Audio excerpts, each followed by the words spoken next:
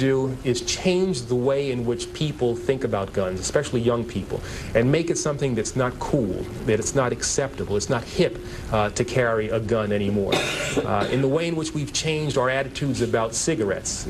You know, when I was growing up, people smoked all the time. I mean, both my parents did. But over time, we changed the way in which people thought about smoking, and so now we have people who cower outside of buildings and kind of smoke in private and don't want to admit it. He went on to say that we should start to, quote, brainwash people about guns.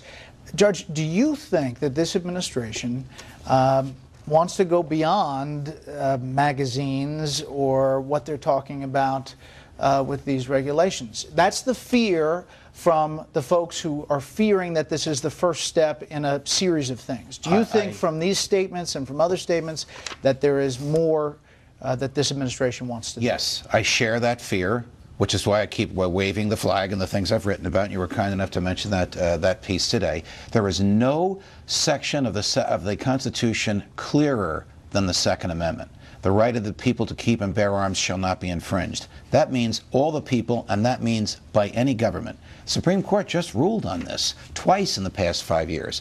And both times it said, this amendment is protecting a natural right that comes from our humanity. It's an extension of the right to self-defense.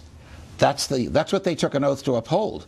But yet their attitude, the president, the attorney general, the vice president, the folks that work with them, is we have to find some way, any way, to diminish the right to keep and bear arms. Because they believe, they belong to a school of thought that believes the government can protect us better than we can protect ourselves, and we should be subservient to the government rather than the government being subservient to us. And one way to do that is to take away our guns.